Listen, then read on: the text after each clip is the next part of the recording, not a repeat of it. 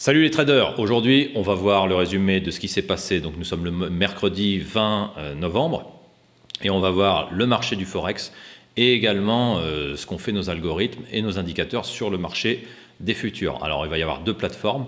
Si vous n'avez pas l'habitude, ne vous inquiétez pas, on va y aller doucement pour regarder ce résumé. Donc commençons par le marché du Forex et sur la paire de devises USD-CHF, donc le dollar américain contre le franc suisse.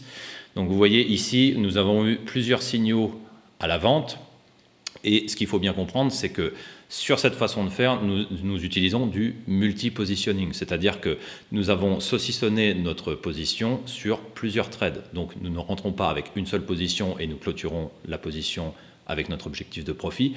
On va échelonner notre position de cette manière-là. D'accord? Donc on va faire, quand le cours monte contre nous, nous allons réouvrir une position et bien entendu, on va gérer le risque de la meilleure façon possible. Puisque vous l'aurez compris, c'est dans la gestion de risque et dans une optimisation du money management, donc vraiment dans la conscience de la prise de risque, que vous allez optimiser vos résultats. Dans le marché et dans tous les marchés, que ce soit le Forex, les actions, les futurs ou peu importe ce que vous tradez, les deux seules choses que vous contrôlez, c'est là où vous voulez rentrer, c'est-à-dire quand vous voulez rentrer, et combien vous voulez risquer. C'est tout. Le reste est évidemment indépendant de votre volonté, parce que si on pouvait choisir ce qu'on veut gagner, évidemment on gagnerait à chaque trade. Ici, nous avons choisi notre endroit et le montant que nous voulons risquer. D'accord? Ce sont les deux seules choses que vous contrôlez. Donc il faut absolument apprendre ces principes de base, ce principe fondamental qui va vous permettre de rester gagnant et de garder ce que vous avez gagné pour ensuite engranger plus de profit. Donc sur cette position, nous sommes rentrés à ce niveau-ci. Donc vous voyez, les premières flèches ont été ignorées. Cette flèche-ci, c'est notre signal de vente. Puis nous sommes rentrés sur une deuxième position à ce niveau-là. Et enfin, une troisième position ici. Donc comme vous pouvez le constater, le trade est légèrement parti contre nous au départ, donc avec nos trois positions. Évidemment, bien comptabiliser, il faut absolument bien comptabiliser la taille des positions pour pouvoir saucissonner la taille globale du trade. Donc, en 3 ou 4 positions, il faut que ça fasse la taille d'un trade normal, bien entendu. Et ici, nous avons pris nos profits sur la baisse, que vous voyez ici. Donc, nos 3 positions ont été clôturées, une à break-even et l'autre en profit. Vous voyez, donc ici, voilà, je réajuste le trait pour que ça corresponde correctement. Nous avions ici le cumulatif delta qui nous a permis de voir que nous étions bien dans le bon sens. Nous avions tous les autres indicateurs, dont le Retail Recon qui nous permet de savoir le positionnement des retail traders à des moments clés. Tout ça était dans notre sens et c'est pour ça que, vous voyez, nous avons pris un court et rapide trade, donc il n'a pas été très très long. Mais nous avons d'abord été en perte, donc très légère, donc un petit drawdown, et ensuite le cours s'est évidemment retourné dans notre sens. Et comme vous pouvez le constater, si nous voulions un trade un petit peu plus long, donc de moins scalping, on va dire, eh bien nous avions un profit qui est allé jusqu'à environ, donc je vais vous dire ça, jusqu'à une descente jusqu'à 25 pips. Donc 25 pips sur l'USD-CHF, c'est quand même assez conséquent. Donc voilà, vous aviez la possibilité de scalper comme nous avons fait nous-mêmes ou de rester plus longtemps dans le trade puisque les signaux étaient toujours à la baisse et de prendre un profit un peu plus important. Maintenant, même chose sur l'euro-USD, évidemment c'est une paire miroir, donc si vous avez un trade sur l'USD-CHF, moi je ne vous conseille pas d'entrer sur l'euro-USD, mais si c'est d'abord sur l'euro-USD que vous avez le trade, vous ignorez l'USD-CHF, puisque quand l'USD-CHF baisse, vous avez automatiquement l'euro-USD qui va monter.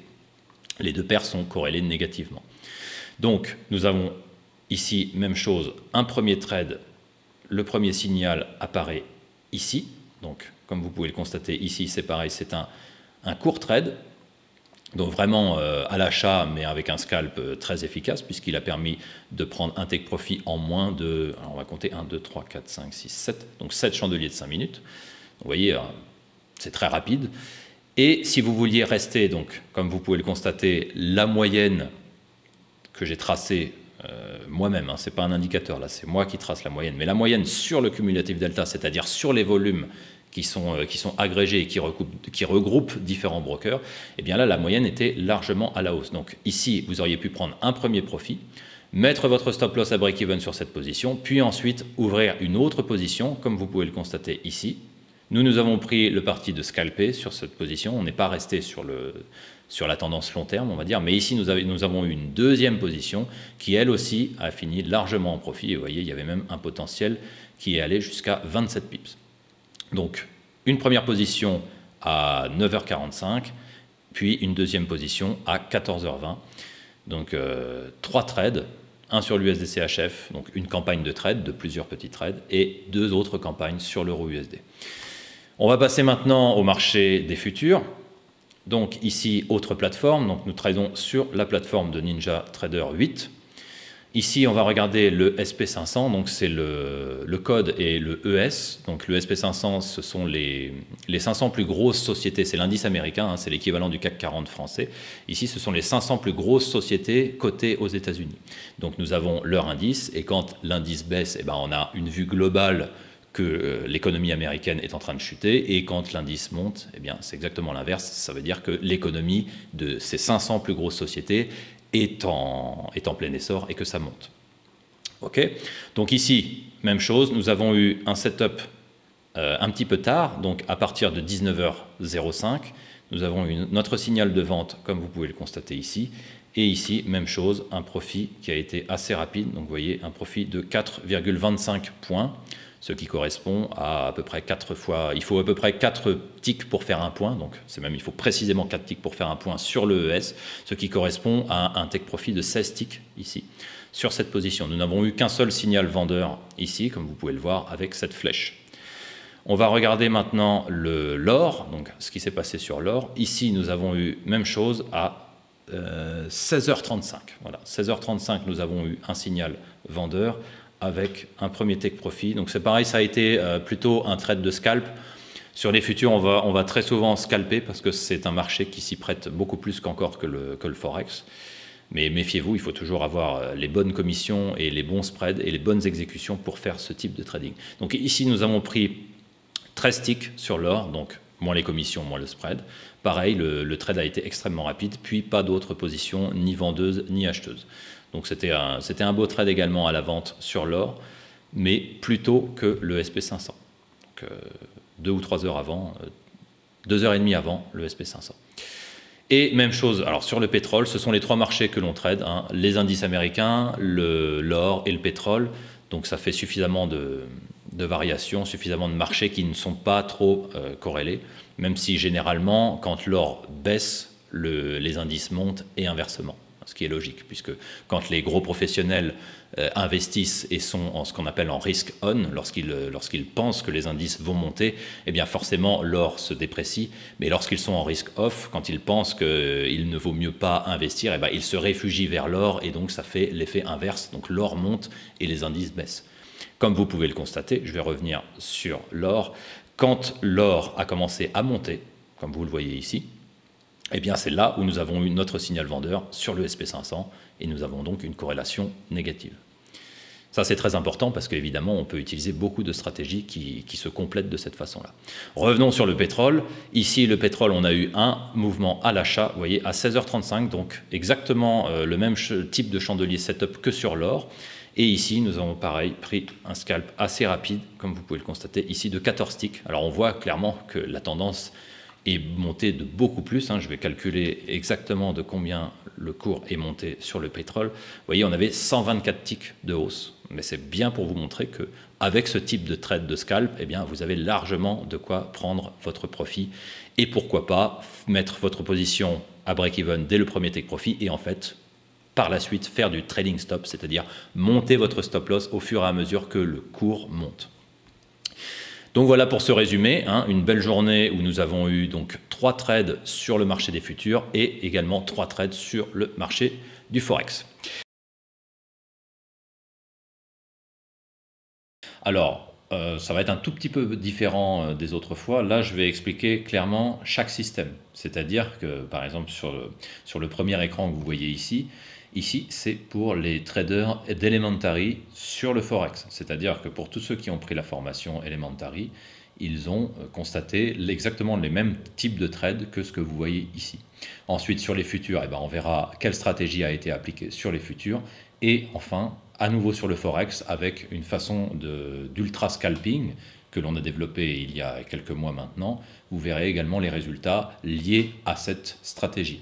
Donc c'est très important de faire la part des choses puisqu'il y a plusieurs stratégies et je vous montre évidemment la totalité des différents portefeuilles que nous gérons. Donc pour commencer aujourd'hui, il n'y a eu qu'un seul trade sur la stratégie Elementary, comme vous pouvez le voir ici, avec l'USD CAD. C'est l'USD CAD qui a été... qui nous a offert une opportunité avec une première flèche d'achat et le momentum haussier au niveau du cumulatif delta qui a été suffisant pour déclencher un signal d'achat. Évidemment, nos outils qui nous permettent de connaître les positions des retail traders étaient favorables à un achat, donc tout le monde était en train de vendre dans le domaine des retail, il n'y avait que très peu de gens qui achetaient l'USD4, c'est pour ça que, arrivé à ce point clé, nous avons pris une décision d'achat, donc première unité ici, qui est d'abord un petit peu partie contre nous, vous voyez, de 8,5 pips, 8,6, puis après est revenue cette première unité break-even, nous sommes rentrés à une deuxième unité ici, et là, la totalité des deux positions a fini à plus 0,20% du compte. Donc ici, je ne vais pas parler directement en termes de monnaie, là, ça sera juste en termes de compte. Donc 0,20%, si vous avez par exemple un compte de 10 000 euros, eh bien sur cette position-là, 1% correspondant à 100 euros, ici, c'était un trade qui aurait rapporté 20 euros à peu près. Donc c'est un petit trade, mais avec Elementary, ce sont des positions qui gagnent en moyenne de 3 à 5% mensuels. Donc vous voyez, ça c'était une journée calme, 0,20% multiplié par plusieurs trades dans la semaine, ça vous permet de gagner en moyenne, encore une fois, c'est toujours une moyenne, hein, c'est 3 ou 4 ou 5%, parfois un peu plus, parfois un peu moins. Ce qui compte évidemment, c'est de finir chaque mois en profit. Donc c'est tout pour l'USD CAD, les autres paires n'ont pas donné de signaux. Par contre, ça c'était pour le Forex. Maintenant, on va voir le marché des futurs, qui lui a été un peu plus clément aujourd'hui, avec l'or. J'aime bien commencer par l'or. Un premier signal que vous voyez ici, alors ça c'est la stratégie Elementary, mais sur les futurs, donc version future. C'est-à-dire que là, ça n'a pas exactement le même cœur de stratégie que sur le Forex, mais globalement, vous allez retrouver à peu près 80% de tout ce qu'on utilise sur le Forex. Par contre, bien évidemment, c'est un autre marché. L'or peut être tradé via les CFD sur une plateforme de Forex, mais moi je préfère être directement à la source, c'est-à-dire sur le marché futur. Et donc, le GC, c'est le nom de code pour trader l'or, nous a donné un signal de vente à ce niveau-ci, vous voyez, avec une claire tendance baissière au niveau des volumes, au niveau du cumulatif delta. Notre signal qui est apparu, la flèche qui apparaît, et ici, nous avons eu les 10 ticks de take profit, vous voyez, 10 ticks net, donc j'ai enlevé évidemment le spread et les commissions, pour un résultat net ici de 100 $ pour cette première unité. Pour ce premier trade. Évidemment, tout ça est à un contrat. Ici, ce trade a été pris à un contrat. Si vous aviez tradé avec un trade à 10 contrats, eh bien évidemment, c'est multiplié par 10, donc ça aurait été un trade à 1000 $. Ici, nous avons pris une autre position après avec un autre signal de vente. Encore une fois, ici, vous voyez, il y a eu 13 ticks de take profit, donc 120 $ net. Donc sur ces deux positions, nous avons pris plus 220 $. On va voir maintenant ce qui s'est passé sur le pétrole. Ici, nous avons eu uniquement qu'une seule position. Même chose, là, vous voyez, nous étions sur ce trade-ci à contre-tendance. C'est pour ça que là, nous avons tradé avec un trade de scalping. Un petit peu comme sur l'or, mais de manière un petit peu plus risquée ici, puisque nous étions contre la tendance.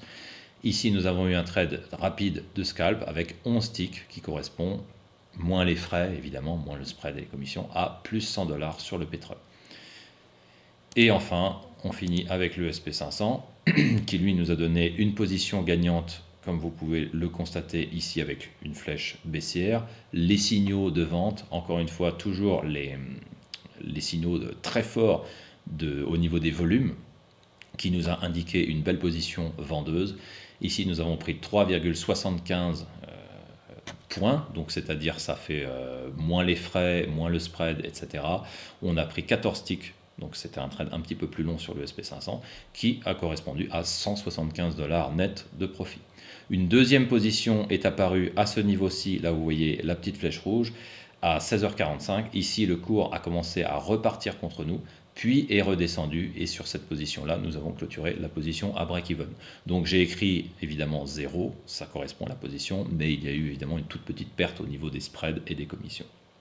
Donc voilà, ça c'est pour la stratégie elementary sur les futurs, donc qui est différente de la stratégie sur le Forex, bien évidemment, puisque vous ne pouvez pas trader toutes les stratégies sur tous les marchés. Ça, ceux qui vous disent ça, généralement, c'est parce qu'ils n'ont pas toujours compris comment ça fonctionne. On ne peut pas trader la même stratégie, on ne peut pas trader la même approche, le même type d'approche sur une paire de Forex, sur une action, sur un contrat CFD, sur un contrat futur. C'est totalement débile de dire ça. Et malheureusement, ceux qui disent ça, ce sont des gens qui, en général, ne s'y connaissent pas tant que ça et essayent de vous faire croire que leur système est universel, qui peut être tradé sur toutes les paires de devises, sur tous les time frames, sur tout ce qui existe. Hein, ça pourrait même être tradé à la limite sur le marché aux légumes. Ça, j'en ai déjà entendu. Bon, peut-être pas à ce point-là, mais à la limite, ça peut arriver. Mais c'est pour vous dire que un graphique n'est pas un graphique et n'est pas un graphique. C'est ce qu'on dit, l'expression en anglais, c'est a chart is a chart is a chart. Et ça, c'est totalement faux. Vous prenez par exemple les bons au trésor sur 2 ans, les bons au trésor américains sur 2 ans, bah, vous ne pouvez absolument pas le trader comme un système de tendance, de la même façon que vous allez trader le DAX. Le DAX, c'est l'indice boursier allemand, c'est un indice qui bouge énormément, qui a énormément de volatilité. A contrario, les bons au trésor sur 2 ans, américains, ça bouge très très peu. Si vous avez 3 ticks de take profit dans une journée, vous êtes très content. Donc vous voyez, on ne peut pas utiliser une stratégie pour tous les domaines qui existent dans le trading. Ça, c'est strictement impossible. Donc c'est pour ça qu'il faut adapter chaque stratégie, chaque instrument, la volatilité la prendre en compte, la prise de risque la prendre en compte en fonction de là où vous êtes, de là où vous tradez, tout simplement. Et puisque j'aborde ce sujet, nous allons en venir à la stratégie d'ultra scalping que nous avons développée récemment, qui est utilisable uniquement dans certaines conditions avec un broker très particulier, dont je vous parlerai dans d'autres vidéos. Ici, on ne va pas s'attarder sur le sujet, mais ici, c'est vraiment du scalping très très court terme, et il est impératif d'avoir les spreads les plus bas possibles, et sans commission. Donc il n'y a qu'un seul broker actuellement qui propose ça, et c'est pour ça que je l'ai choisi et que je vous montre cette stratégie. Donc nous avons eu ici, comme vous pouvez le constater, un trade à la baisse, vous voyez, avec la petite flèche qui est apparue, qui a fait 3 pips de profit. Donc 3 pips ici, sur cette stratégie-là, je peux vous le montrer en dollars, ça correspond à 30 dollars. Donc 3 pips, 30 dollars. 1 pip, 10 dollars. Ici, nous avons eu un premier trade à 10h23 ce matin, avec, vous voyez, très peu de drawdown contre nous, c'est-à-dire que l'entrée était ici, et le max drawdown qu'on a eu, c'est 0,3 pips. Vous voyez, c'est vraiment très très peu. On va continuer et avancer dans la journée du 21 novembre. Deuxième position à la vente. Ici, nous avons été très baissiers sur l'euro USD. Deuxième position à la vente, même chose, 3,6 pips égale 36 dollars. Donc vous voyez, tout ça cumulé dans la journée, ça commence à faire un bon petit pactole, surtout grâce au marché des futurs. Et enfin, troisième et dernier trade, encore une fois à la vente. Ici, nous avons eu un trade d'1,8 pips net. Vous voyez, nous l'avons clôturé ici. Et pour 18 dollars pour ce dernier trade. Donc, encore une fois, c'est très important. Ce type de stratégie où vous prenez un take profit de seulement 1,8 ou 2 pips, ce n'est réalisable qu'à certaines conditions. Vous ne pouvez pas le trader avec n'importe quel broker. Et évidemment, ce broker est régulé. Hein. Je ne fais pas ce genre de test sur des brokers qui sont offshore ou à Saint-Vincent et Grenadines. Donc voilà les traders, c'est tout pour ce résumé. J'espère que vous avez bien apprécié le fait qu'aujourd'hui, malgré que ça ait été une journée calme sur le Forex, eh ben, en fait, on se débrouille sur les autres marchés quand on peut. Ça a été vraiment très actif, notamment surtout sur le pétrole, et on va voir ça en détail. Mais avant le marché des futurs, on va regarder ce qui s'est passé sur le Forex, avec aujourd'hui, encore une fois, seulement une seule paire active, mais qui nous a donné 2 campagnes de trade, donc 2 trades. Vous voyez ici l'entrée sur l'euro GBP, alors je vais vous donner l'heure exacte, à 10h45, heure de Paris, hein. 10h45 avec un premier take profit, vous voyez, qui a été pris à 0,20%. 0,20% de profit sur ce trade-là. Puis, quelques heures après, à 13h45, on a eu une autre entrée pour, encore une fois, vous voyez, un take profit d'environ 4 pips net. et qui correspond à 0,20% du capital sur le Forex. Alors bien entendu, en fonction de votre prise de risque, en fonction de votre aversion au risque ou de votre envie de faire grossir votre compte plus vite, les trades que vous voyez ici peuvent rapporter plus ou moins. Là, c'est à peu près un entre-deux entre un trading vraiment très serré et un trading un peu plus large, un peu plus agressif. Donc vous avez à peu près le réglage médium qui vous permet de gagner environ entre 2 et 5% de plus-value chaque mois. Ça, c'est pour le système Elementary pardon, sur le Forex. Maintenant, on va passer aux choses un peu plus sérieuses, puisque là, le grand vainqueur de cette journée, on va dire, c'est le pétrole. Et je vais regarder ça en détail avec vous. Ça commence ici à 11h20. Alors ça a été, vous voyez, ça a été actif dès la matinée, donc la fin de matinée quand même, avec ici un premier trade. Là, vous voyez la flèche rouge qui est apparue, un premier trade avec plus 10 ticks de take profit net. Là également, c'est tout ce qui est net, hein. Donc j'ai enlevé les commissions et j'ai enlevé le spread qui coûte évidemment à chaque fois, à chaque entrée. Donc vous avez 100 $ de take profit toujours à un contrat. Donc si c'est le minimum que vous pouvez trader sur le marché des futurs, c'est un contrat. Vous ne pouvez pas couper ce contrat en plusieurs morceaux. Sur le pétrole, un contrat correspond à 10 $ par tick. Donc chaque mouvement de tick, par exemple, si ça passe, le prix du pétrole, vous voyez ici, est à 58,39. S'il descend à 58,38, eh bien, ça coûte 10 $ quand vous rentrez à un contrat. Donc, soit ça va dans votre sens et ça vous rapporte 10 $, soit ça va contre vous et ça coûte 10 $. Donc, vous êtes à moins 10 ou plus 10. Ici, nous avons eu donc une descente de 10 ticks qui correspondent à 100 $ et nous avons clôturé notre position pour un scalp plutôt rapide, puisque vous voyez, ce sont des chandeliers de 5 minutes, donc en 5, 10, 15, en 20 minutes, 100 $, c'est un bon prix. Quelques heures plus tard, à 14h30, nous avons attendu l'annonce d'une des importantes news qu'il y avait aujourd'hui sur le CAD, puisque le dollar canadien est quand même très fortement lié et corrélé au mouvement du pétrole. Donc ici, nous avons attendu la fin de l'annonce. Une minute après la news, nous sommes rentrés à la hausse, comme vous pouvez le constater ici avec cette flèche haussière qui nous indiquait un trade court à prendre. Donc un trade court, c'est-à-dire de scalping. Ici, en moins de 5 minutes, même chose, le take profit a été atteint, 100 $ de profit. Donc vous voyez, 11 ticks net, moins les commissions, moins le spread. Quelques temps après, vous voyez, le cours est bien monté, donc on aurait pu gagner plus, mais là, on avait décidé de rentrer en scalp. Le cours a fait un pullback et redescendu donc quasiment au même niveau que notre entrée précédente. Même chose, nous sommes repartis à la hausse pour un trade assez rapide en 10 minutes, 100 $ de nouveau, encore 13 ticks ici de take profit. Donc là, j'ai compté le slippage, c'est-à-dire les différences de variation en fonction de la vitesse du cours. Donc quand il y a une forte volatilité, eh bien, parfois il y a des ticks qui sont surpassés, qui ne touchent pas exactement votre take profit. Ici, les slippages étaient évidemment négatifs et nous avons eu donc, au lieu de gagner 130 $ pour 13 ticks, on a également pris 100 $ net. Donc c'est pas grave, hein, on a eu un petit malus, on va dire, sur ce trade-là, mais ça vaut quand même en 10 minutes, 100 $, c'était également une bonne transaction. Et puis, là, comme vous le constatez ici, quelques temps après, on a eu à nouveau un autre trade. Donc il y a eu 5 trades sur le pétrole aujourd'hui, toujours à la hausse. Même chose, en 10 minutes, nous avons pris nos ticks de take profit. Et quelques minutes après, le retournement, comme vous pouvez le constater ici, avec cette grosse descente après, mais même chose, nous sommes restés à prendre 10 ticks de take profit. Donc aujourd'hui, c'était une journée qu'on appelle en range, vous voyez, ça a fait du yo-yo, pour parler vraiment, pour vulgariser un petit peu l'approche.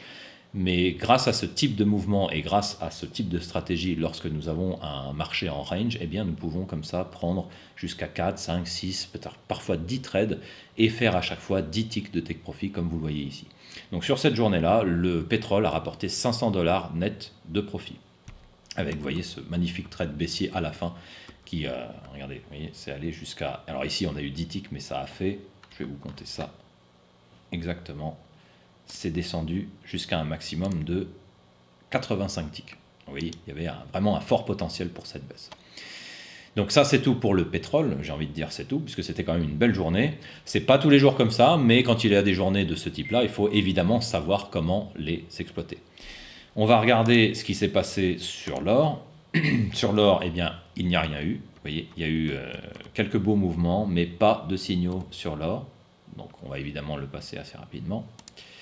Et sur le ES, eh bien, même chose. En fait, vous voyez, il y a eu une grosse consolidation que j'ai délimitée par ces deux traits verts. Pendant toute la durée de l'ouverture américaine, eh bien, le SP500 n'a fait que consolider lui aussi en yo-yo, mais pas de signaux. Il n'y avait pas assez de momentum, pas assez d'inertie dans les marchés pour que le SP500 soit tradable. À un moment donné, cette zone de consolidation a cassé. Vous voyez, le SP500 est parti légèrement à la baisse, donc il y avait quand même de quoi exploiter quelque chose, mais ici, pas de signaux. Donc on ne va pas trader lorsqu'il n'y a pas de signaux, bien entendu. On va maintenant s'intéresser à l'autre stratégie. On revient sur le Forex, mais cette fois-ci à la stratégie de scalping. Donc sur le broker particulier dont je vous ai déjà parlé. Ici, même chose au niveau de l'ultra scalping, nous avons eu juste une seule position sur l'euro USD à la vente, ici. Alors, je vais vous donner l'heure exacte, à 9h30 ce matin. Donc là, ça a été quand même une belle transaction, puisque vous voyez, le marché n'est absolument pas parti contre nous. Il a fait un grand chandelier vert, comme vous voyez ici. Ça a été notre setup. Puis nous sommes partis à la baisse et là nous avons eu un take profit allant jusqu'à 9 pips net, donc moins le spread, etc. Ce qui a fait 8,8 pips de profit et donc qui correspondait à 88 $ sur ce compte-ci. Puis nous avons eu des positions un petit peu plus long terme que vous voyez actuellement ici. Donc un trade baissier que l'indicateur a déclenché à cet endroit-ci. Le cours est parti d'abord contre nous d'à peu près 6 pips. Puis est redescendu, puis est remonté encore d'environ 4 pips, et là seulement après, vous voyez, pour une durée de trade de 10h47 jusqu'à midi 5, c'était quand même assez rapide, nous avons eu une plus-value de plus 0,5%. Donc 1,5% pour ce trade-là en take profit, ce qui a été très bien, puisque là c'était... en général, un trade gagnant sur cette stratégie-là peut rapporter jusqu'à 1% de take profit, mais là, étant donné que le marché a d'abord commencé à monter contre nous, on est ensuite reparti à la baisse. Donc on a coupé le trade un petit peu plus rapidement.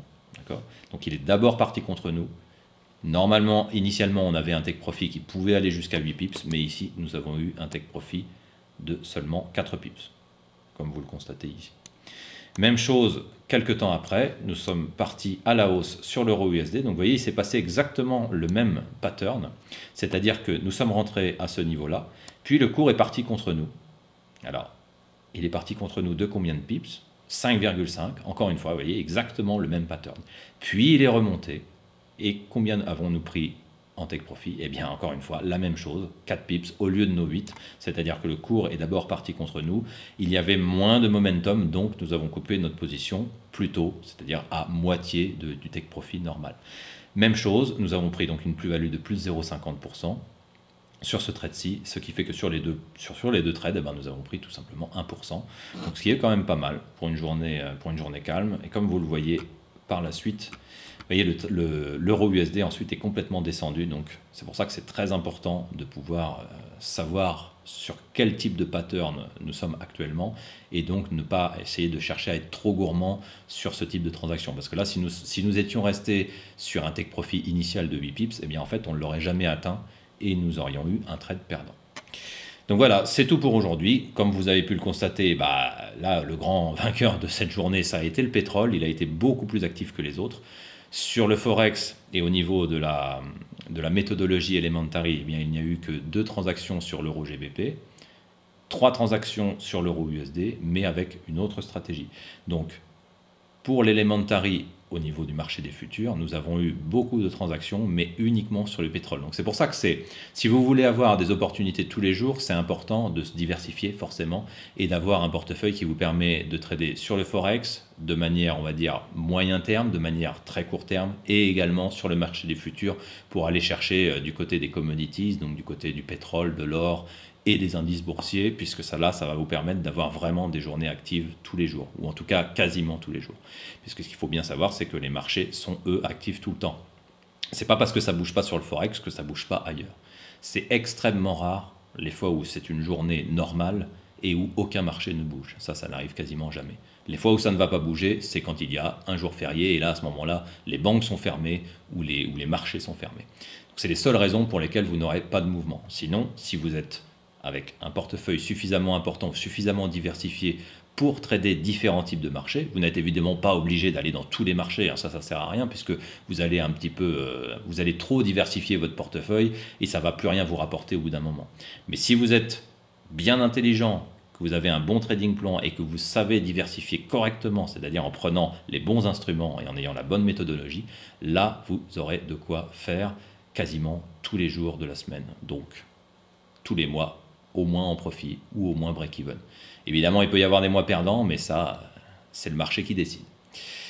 Donc voilà, n'hésitez pas à vous abonner, à partager cette vidéo parce que c'est très important. Nous, ça nous encourage à donner encore plus d'informations. Moi, ça me donne envie de partager encore un peu plus à chaque fois. Vous voyez, tous les jours, je vous donne des petites clés, des informations très importantes sur tel ou tel marché. Et ça peut permettre d'aller beaucoup plus loin après dans des vidéos qu'on va faire plus tard, parce que je veux aborder des thèmes très spécifiques.